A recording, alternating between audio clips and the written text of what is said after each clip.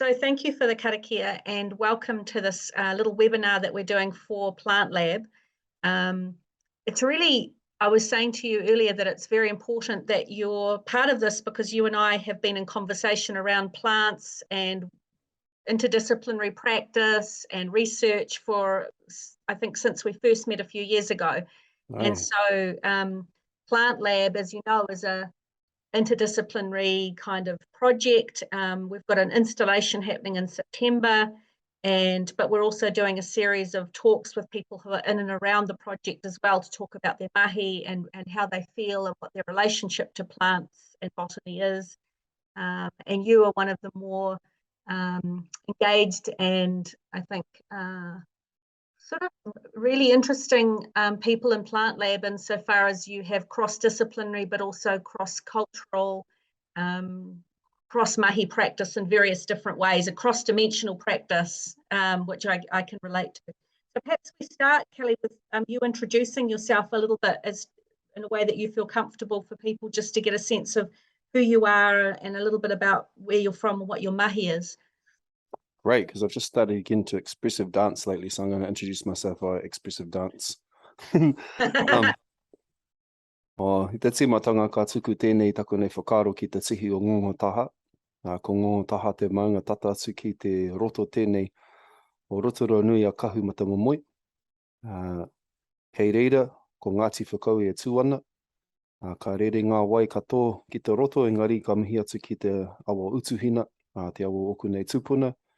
Ko te motu tapua tinirau hoki, Ngāti Whakaue iho ake. Just behind me, you can actually see one of our marae here, which is Tama Te Kapua. So we actually descend. I like this photo because if you look up to Tama Te Kapua up here, who's the teko who's protecting us, it's quite a clear indication out to Rangi Nui and where we're from in Te Arawa. Rangi Nui and Papatua Nuku, sort of the beginning and ending of everything. Mm. And you sort of see an energetic line that comes down here, and it always reminds me. I love this photo here because it just reminds me that our people before we came on the waka Te Arawa were actually known as Ngāti Oho Mairangi, those who basically emerged out of the sky. So, yeah, so that's part of my my heritage, my whakapapa on my dad's side. I'm also a Tūhoe, Aitanga Māhaki tribal connections as well. Patu Hiuhiu's my Tūhoe side, and we're from Te Karaka as part of Aitanga Māhaki side. So my family are Kahukiwa, McRae, Haronga, and my mum is from down in Christchurch, and we are Goputh or Goput, which is a German family, and we're also Pitcairn, which is Scottish. So there's part of my connections to those out there who might be listening. We're connected some way, but my heart is always in Rotorua, and I live in Whangarei, so. I get to look at this beautiful maunga parihaka every day, just out my window, and I'm always really mindful of my love for ngahere forests that are actually on mountains, on maunga. So that's my buzz. Kia ora. Kelly, have you always had a connection to forests and trees and to the work that you do? Like, can you say a little bit about how that evolved? No, really. My first answer is actually when I lived in Tamaki, there wasn't really much forest around us on the North Shore. There's a few beautiful Kauri forests, a place called where the Chelsea sugarbucks are. Really beautiful, just a little mini forest there. I go to Waitakere every now and then. Te Waunui Tiriwa, it's called out there, and people out there, Te Kawarau Amaki, beautiful kaitiaki out there. But the Kauri kind of sort of interest for me really happened when I came to Whangarei, and my boy's mother's family, they're Nathans, they're from Waipaua Forest. And so so just going out to Waipaua and just hanging out in the ngahere out there or being on the beach, any of those kind of places, just suddenly these kauri trees just started to just come into my consciousness all the time. People, hey, we're doing this project and it's around kauri, do you want to get involved? And I was like, actually, no, I'm really interested in tōtara. Because I was trying to learn how to carve instruments, and kauri for me weren't really like a wood that I'd really thought about that had this sort of resonance. I love how kauri looks. I love the way that they are beautiful raka in the forest, and they have this incredible golden kind of sheen to them when you see them being purposed into other know, it's kind of sad actually. You see how much Cody's around, you know, forest has become houses or furniture, but beautiful sheen. But I never thought about them as instruments because I like to make instruments there. So, but it just kept on coming. It was relentless. Just Cody this, Cody that. There's people always talking to me about Cody, and I thought, oh, I got to listen to this. So I sort of took my interest away from tōtara, which I was pretty much, you know, really interested in. Wow, such a beautiful carving wood, and I guarantee that the wood that's behind me in these carvings are probably tōtara as well. So through that, I just basically started going more into the Ngāhere and realized, wow, there's Cody everywhere. Now they glow out to me. I kind of see them on hills and I see them in forests, and the Cody trees themselves seem to be quite glowing. That's how I became really interested in being in the Ngāhere, and I'm really an ocean person. I'm really a moana kind of person. So we live about probably, you know, a good 25 to 30 minutes drive from the beaches I love around here. So that's not always, even though it's not long, in relation to Auckland traffic, it's still, Parihaka's literally 7-minute drive, you know. So I spent a lot of time in there, and I learned, I let the Ngāhere become my teacher. Trying to learn how to tune myself in, and you know, later on we might talk about it, but I've got some specific kind of messages, I guess, that the forest is trying to get me to do, and I'm kind of, you know, as you listen to them more and more, you start realizing, oh, this is important work. Because I guess your background's a really interesting one, because you've had a sort of military career at a certain point, and sort of administrative, managerial, but you've also, did you not, you're also a musician, like, so you actually have this other side of you balancing that out, and it's more recently that you've moved into the research that you're doing, kind of as you're saying, as an extension of that, right? Yeah. So my military career was like, I stayed there for a long time, but I started off as a musician. So being a musician in the military was kind of like, by the people who are actually, you know, the ones who are the weapons experts in that, they always thought of us as being a bit of a, you know, oh, that's not the real military if you're carrying around saxophones to change the world or whatever it is. And I was cool with that. I was okay with that. Actually, I had a good laugh, and, you know, realized that in a military, it's just like any kind of community. You have artists, you have musicians, poets, you have thieves, thugs, you have everything exists in the community. It's a beautiful little, you know, look at everything, and there's people from all different walks of life, and I just loved it. I loved it. Hanging out there, made some really good lifetime friends, really great experiences, but came out and really had to demilitarize my thinking, and that's really what the Ngāhere did. The forest did that for me.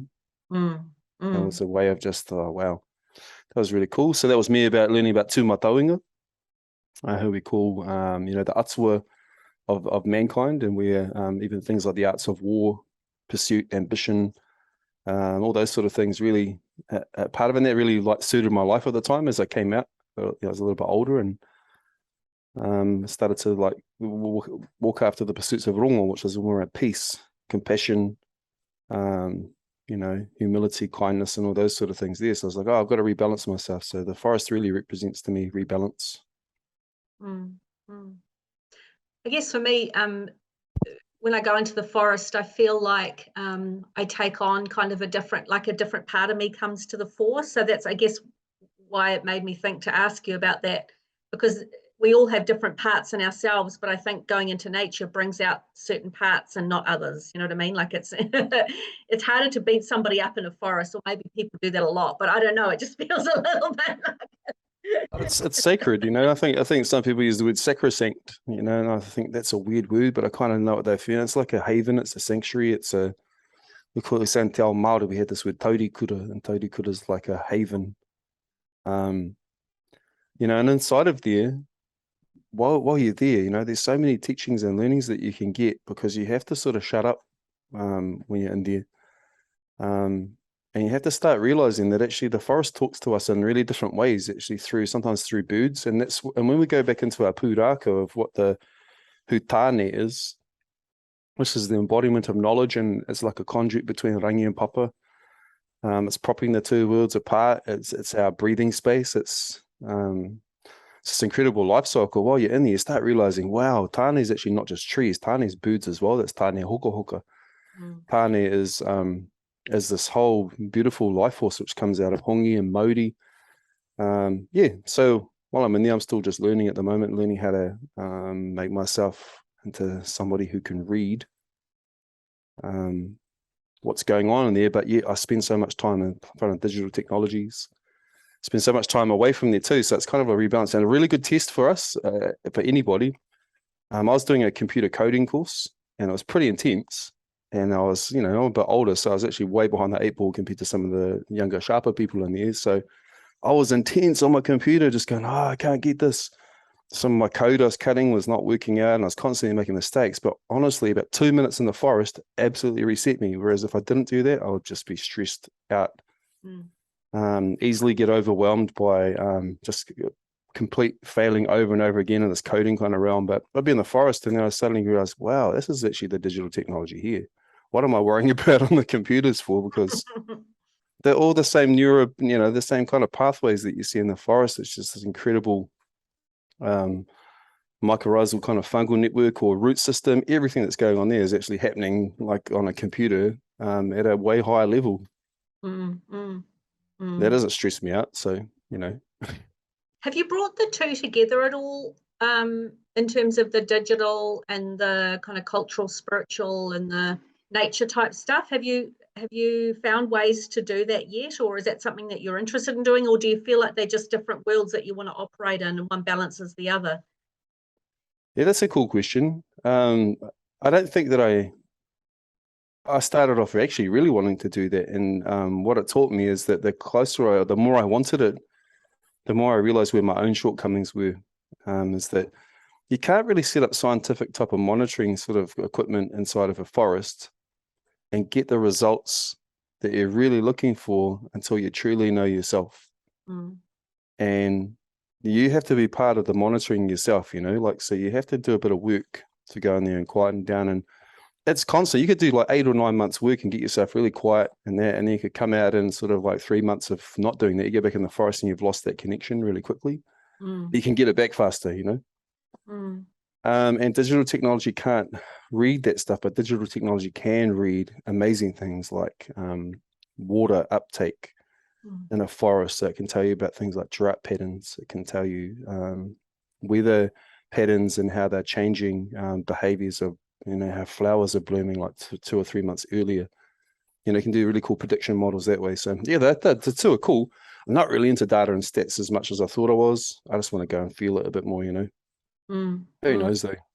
I mean, I guess it's interesting that you talk about that because I guess my experiences, obviously, I do different kinds of digital work, but I think that work only works really well when I'm coming from a really connected, grounded and spiritual place in myself, when I'm really centered and connected myself.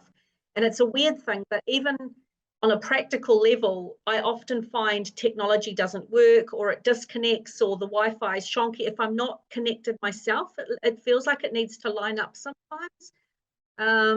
And a lot of people, I think, use technology almost like an instrument, but they forget that actually we're the mediator between us and the instrument. Like you can only have the instrument if we're the mediator for it, if that makes sense. It doesn't sit on its own like its own object. Does that make sense as a experience for you as well? Yeah, it totally does, and I've met some really cool scientists who are able to remove themselves completely and utterly from it all and read. Because sometimes you just need instrumental readings of certain types of data sets, and that makes sense to me.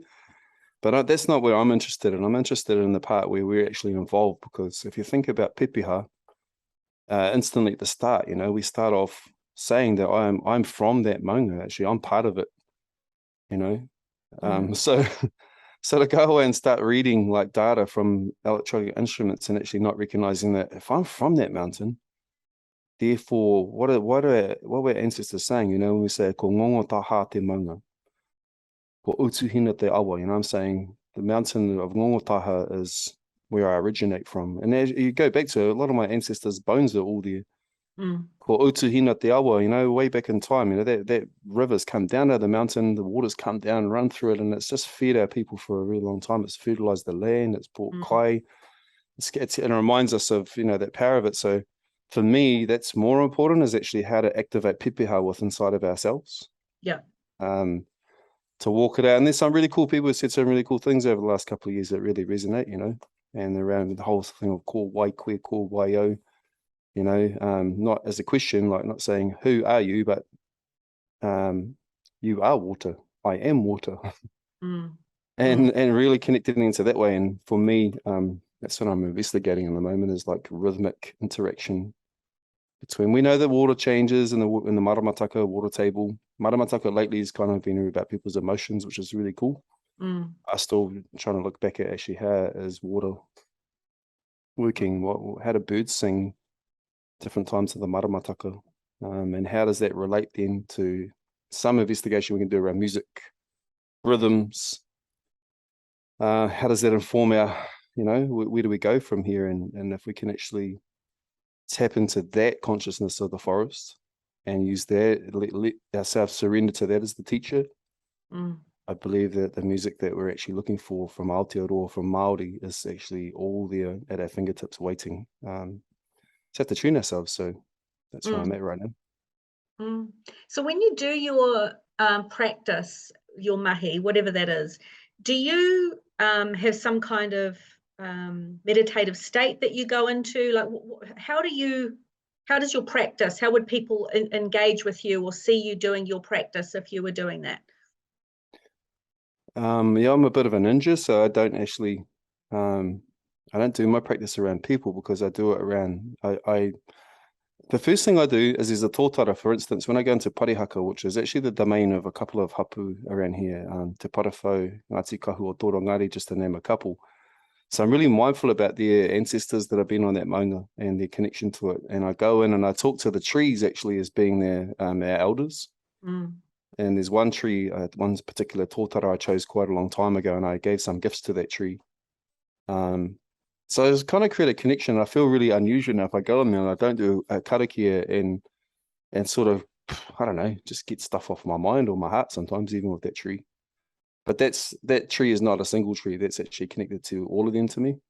So that's where my practice starts, by doing karakia. And I've learned now the difference between a karakia of many words and a karakia of many feelings. So my karakia practice is now just to make sure that I go in and really open my heart up to the ngāhere, because otherwise I don't learn. And then after that, I have a practice that I've developed over some time for myself, and it's called Mā Ori Ori, and that is just becoming attuned to pure resonance. I find that really helpful because, you know, there's so many things that we have in our world every day, and there's really cool psychological ways to de-stress and what do they call it? Re-regulate if you're dysregulated, all those kind of things. But actually this Mā Ori Ori practice is really going to, what's the pure resonance around me? I'm going to tap into that. And I'm actually going to allow that to you know, be revealed to me, so I can be carried along on that, because that's constant, that's never ending, and it's like unlimited source out there. So my thing is, how do I tap into the pure resonance, the Mā Ori Ori? And from there, I realized you can't just actually go there and take, you've got to actually get your own pure resonance up inside of yourself to also feed into it. So there comes a point, you know, where you're just trying to match it. You're feeding it for all those other, for what it feeds, and it feeds good stuff. It actually brings, it feeds the modi, the life force of everything. One of the things I do when I'm in nature is I kind of imagine myself kind of sending, for want of a better word, energy into the land or the things around me, and I imagine it coming back, and then there's like a cycle that happens. And I think that's my practice, and it sounds a little similar to yours. And I notice in life I have a practice that's about reciprocity. Like, I like when someone does something, I want to always feel like I could do something back for them.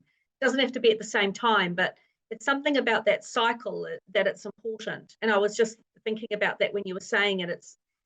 It's not just going into nature to forest bathe, like I'm going to take the water and fill my bath, and then the water drains away and I give nothing back. It's actually going and thinking, I want to have a relationship with this land and with the beings here. What can I give? And then maybe they might give something back, but I'm not expecting it. For me, that's a different way of relating to the earth in a certain sense. I love it. That's beautiful, Maggie. That's well, you know, this is something that we kind of like can talk easily about, but there are people obviously in our vicinity and our neighborhoods and that who what is it? Is it Robert Frost who wrote? I think he wrote something along the lines of, a tree which moves some to tears of joy, to others is but a green thing that stands in the way. As man is, so he sees. And I've always sat with that, and it was on the back of someone's toilet, so, you know, it's like, that's where I first saw it, and it really made an impact on me because I was quite drunk.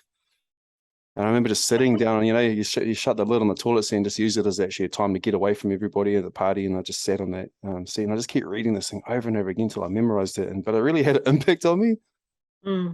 And that's how I kind of see things, you know. It's like, we can't expect everybody to have this connection or practice until they start seeing that they're actually part of everything. And that's the goal, you know, for me, is that not to tell everybody else who are part of it, to actually just keep on exploring this Māoriori, which is this pure resonance. And I believe, you know, there's a phrase that says, ko tahi tonu te wairua o ngā mea katoa.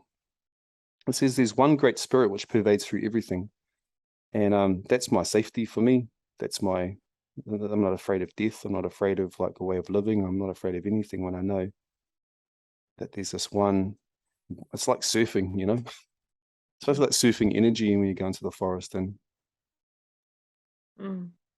yeah, and there's so many beautiful things that come out of when you're just in there, you know.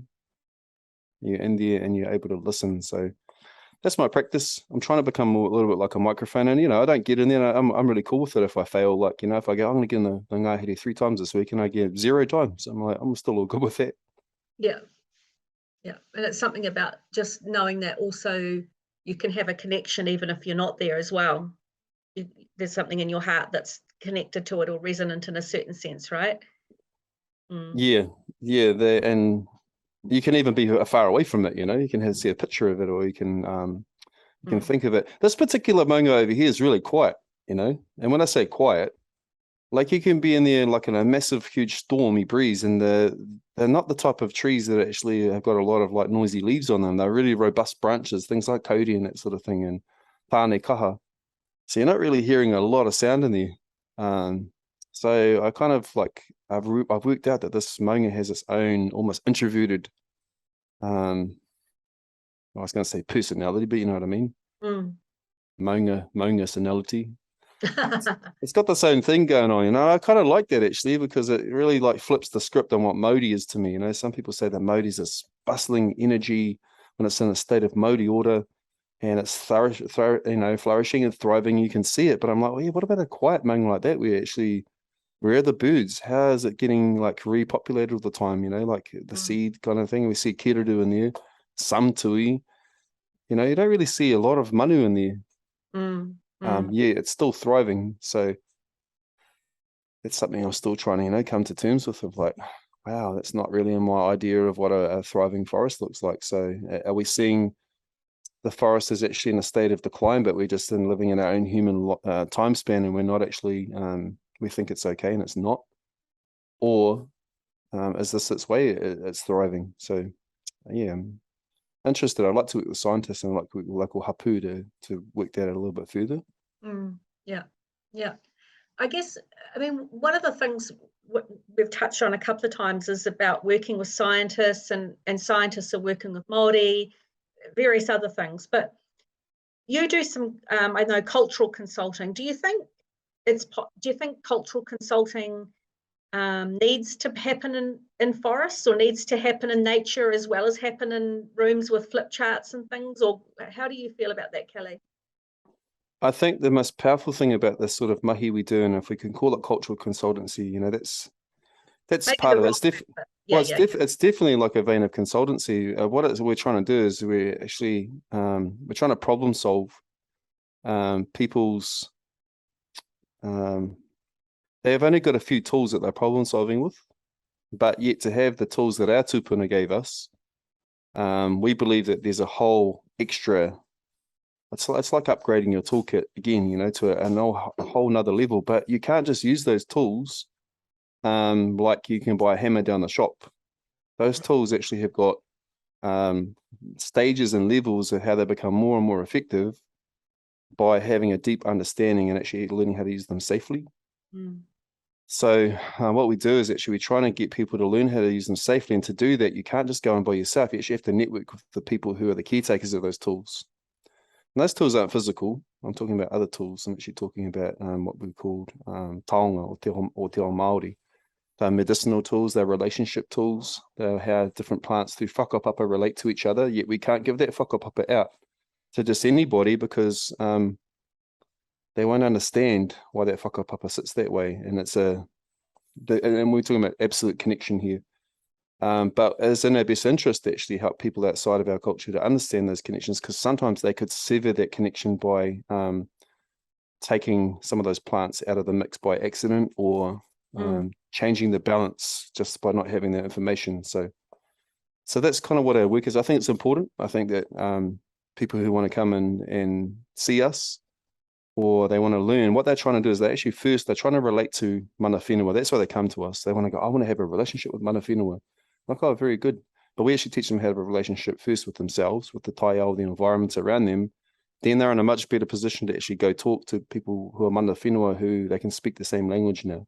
Mana whenua always talking, or tangata whenua, always talking language of te tai ao. You know, and it's weird. We're in a room and you're able to say, well, you know, yesterday I was sitting in the Ngāhere and a kiriru came and spoke to me and showed me that I needed to go over here. Most Māori would go, oh, that's cool. But if you're sitting in a room with people who go, what? A bloody pigeon said what? Then you've got cognitive dissonance. And so we try and actually bridge the gap to say, well, just, you know, just look at different ways of thinking and get to a place where you're comfortable to also say that you actually come out of a mountain yourself, that you are part of the rivers around you. Your ancestors all used to talk that way. Let's reconnect. Once you're connected to the environment, then you can actually go and talk to mana whenua, tangata whenua, you know, because why? Because that word whenua is in there. You can't be a person of the mind who doesn't care really about the land and talk to people who are of the land.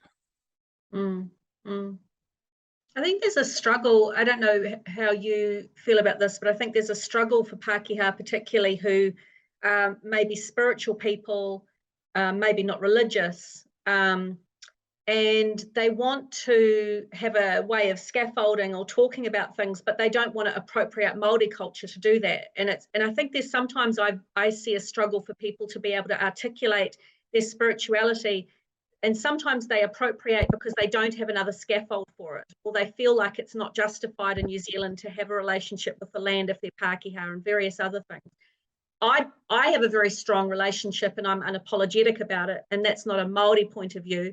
But I notice when I work with a lot of Māori organisations, because of that very thing you said, I can say things like, spirit, I felt spirit talk to me about this thing, and they'll be like, yeah. And if I said that anywhere else, I'd be like, ushered out. So do you think that there's a gap that needs to be filled like that, Kelly? Like just finding a way for people to be in their own selves without having to take from others to do that? Yeah, that's such a cool, it's a real cool way of thinking and presenting it, that, you know, I just put that back out to people to work out, first of all, what do they want and what are the barriers that are stopping them from getting to that place, and is what they're wanting actually good for tamariki and mokopuna, you know, our children and their children. If you have those alignment to those outcomes, first of all, you're in alignment with te ao Māori. If you have an alignment where you see the trees and you see the birds around as being our elders, and you see them as being part of a lineage that we're actually all connected to and not disconnected, then you've got a good chance of actually speaking the same language. But you can still have your own practices and your own ways of doing things.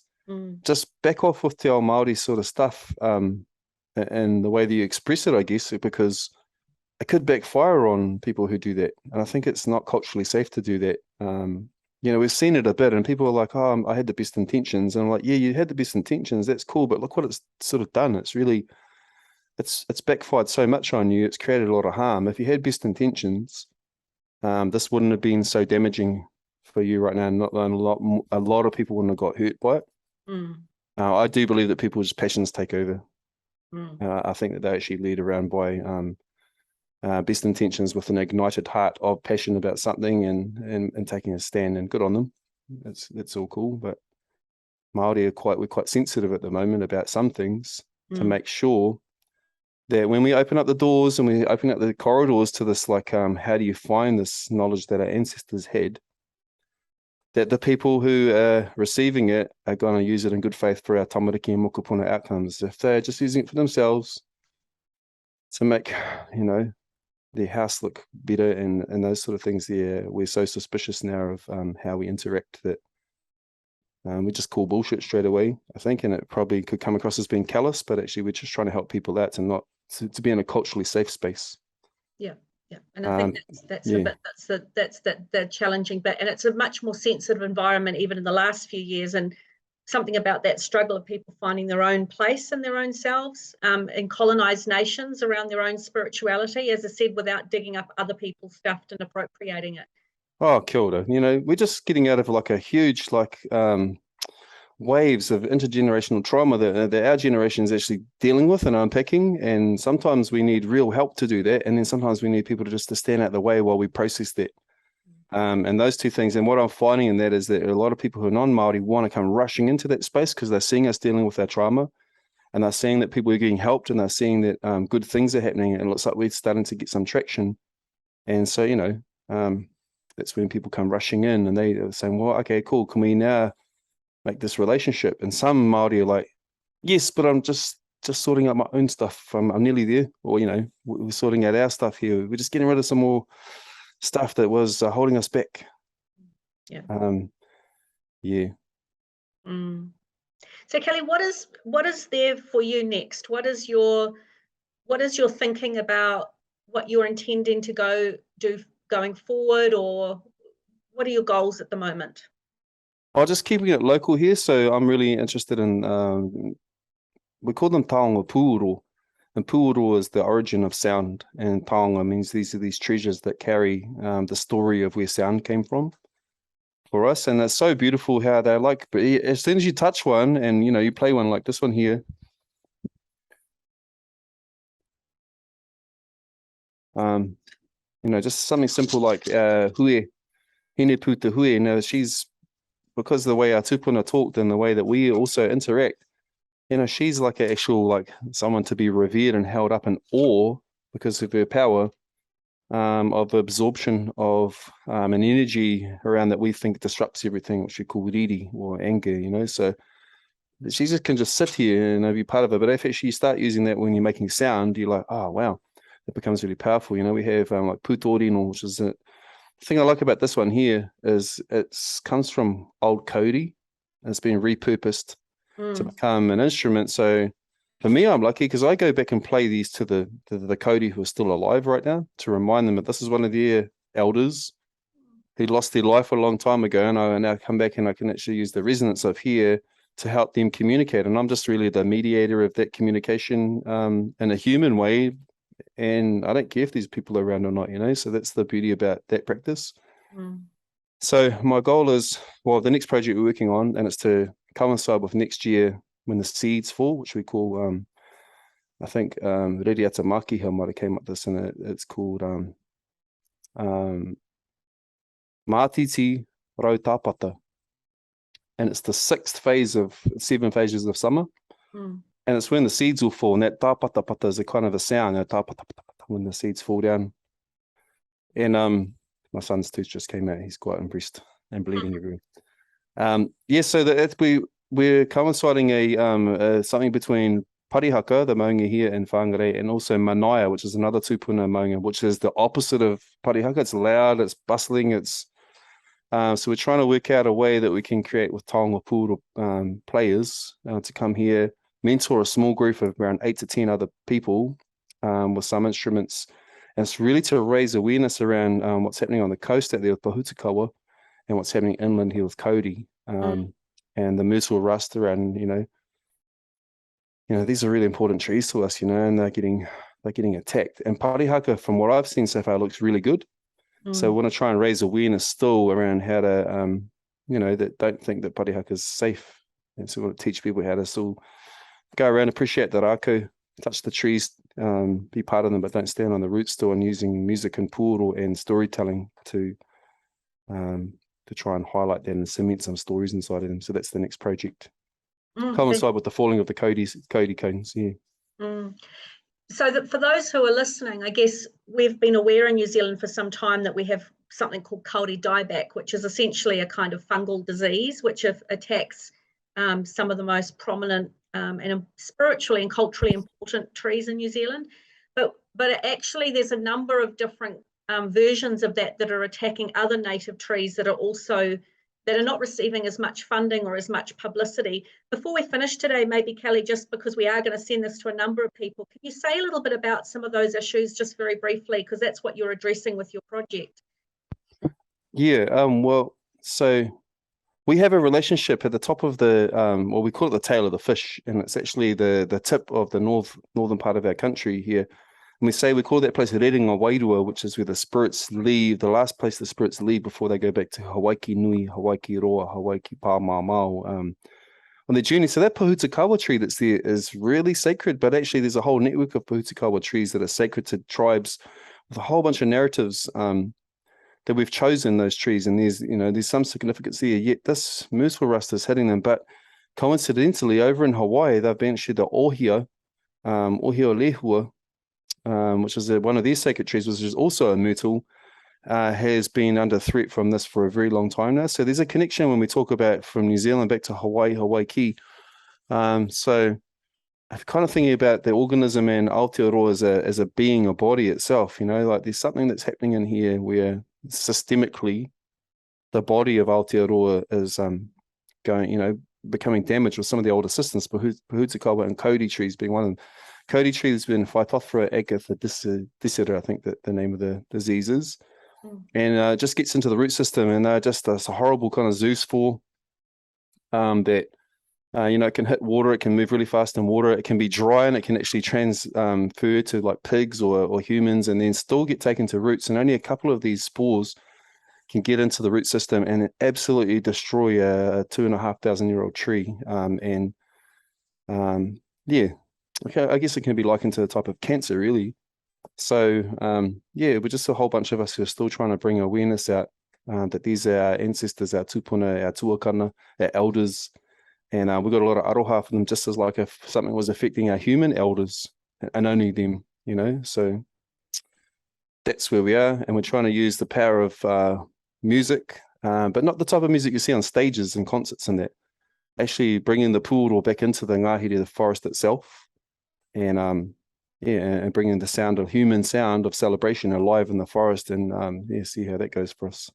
So Kelly, is there anything as we're drawing to a close that I haven't asked you that you want to share? Because obviously this is going to be going to a number of different people about you or your practice or the message that you've been speaking about a little bit this evening. No, but I'm really thankful for this type of interaction, because it really helps me to cement where I'm going next. Actually, talking about it helps the navigation inside of my brain of where's this waka going to go to next.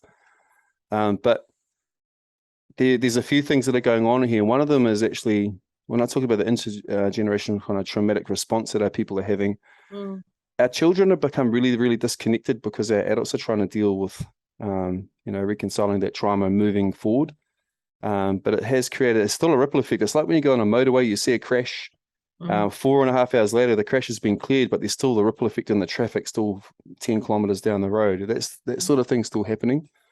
So it's like, how does this practice here help our people right now to become super connected and understand that the pepeha that they've been given, which is to tell them that they're from divine origins, and to remind them of their divinity, and we're all interconnected. It's about reenacting that. So people are walking around with this pepeha. They don't just say it when they're at the start of a meeting and then suddenly it comes alive. It's actually like feeling it all the time. So that's my interest in this. They used to call them projects, but they're actually like just really their passions. And the practice of mā ori, which is this connection to pure resonance, and how we do that.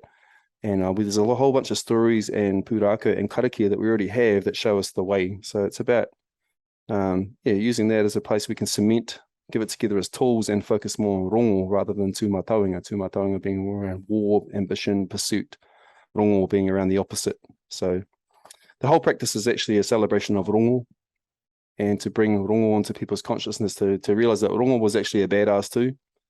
Rongo and Tūmatauenga battled like for a very long time at a place called Pohutukawa. So that's another reason why I'm in this project of Ohia, of Pohutukawa and Kauri. And Rongo basically gave his property up to Tūmatauenga, who was trying to acquire property, and said, it doesn't actually matter, I can exist anywhere happily because I have my mind. So yeah, so it's about bringing those tools back in via Ngāhere consciousness or forest consciousness, which is Tāne, who's our, in Aotearoa. For those in Hawaii, you have Kane, and we have Tāne here. And Tāne's that connection of between Rangi and Papa, of the life force. Yeah. Kia ora, Kelly. And I guess PlantLab for me is my own, I guess, a kind of parallel universe of that, of supporting research so people can do their practice a bit more and connect to the land in their own way, and we can start breaking down some of those barriers as well. If people want to know more about you or your practice or join any workshops and things, I can put a link when I put this video up underneath, or any details about you yourself. And certainly if people want to find out more about PlantLab or Kelly, then please do so. This webinar was supported by the Ministry of Culture of Heritage, who funded the PlantLab project, and by Zoom, who are very kindly giving us the webinar license to record these community sessions. Kia ora, Zoom. Kia ora, MCH. But Kelly, thank you again for your time, just having a chat this afternoon and having this chance to just connect. It feels important. You're an important part of PlantLab, so it's wonderful to have you share this very valuable Maggie. information. Thank you for keeping me in there. I know that I've been trying to eject myself out of multiple projects, like in the recent past, but I'm glad that I'm still here with PlantLab, and I know that yeah, it's great. A really good collective heart towards something that's so important right in front of us, which is, it's our breath, really. So Yeah, absolutely. Kelly, would you like to finish with a karakia recorded, or should we finish this now and then do a karakia? What's your sense? Oh, we'll just do a karakia here. Okay. In our way of being in Te Ao Māori, we always start with karakia to open up, and it gives us actually access to different realms, I guess, for the best good of everybody out there listening. So thank you if you stayed on here and you've listened. If you have any questions or anything like that, it'd be really cool to hear from you. Get hold of Maggie, obviously, and I'll find some kind of way to connect them to me. I'm not really a person who puts myself out there that much with promo and all that, so I can but I can be found, but we always finish off with a karakia too, and that's actually just to close this space off. So this one I'm going to talk about is actually about heading. It's about bringing peace back in, and ushering peace back in, so that we can actually receive the gifts of aroha, of love, and honor what our ancestors first set up when they actually signed a document here called Te Tiriti o Waitangi for the future, which we're in right now. So here we go. Kia tau te maunga rongo kia tātou te ira tangata. Kia chaki tātou ngā tāngui ahu mai te ki te aronui, ara ko te aroha o tētahi ki tētahi, tētahi te aroha ki te tangata. Kia chaki hoki mātou ngā taonga i ahu mai i a kui mā koroma i a rātou mā kua haina tia tēnei te tiriti o Waitangi. Kia ū te mōhiotanga, kia ū te ora kia tīna, haumi e, hui e, tai ki e. Kia ora, Maggie. Kia ora, PlantLab. Tēnā koutou. Thank you, Kelly.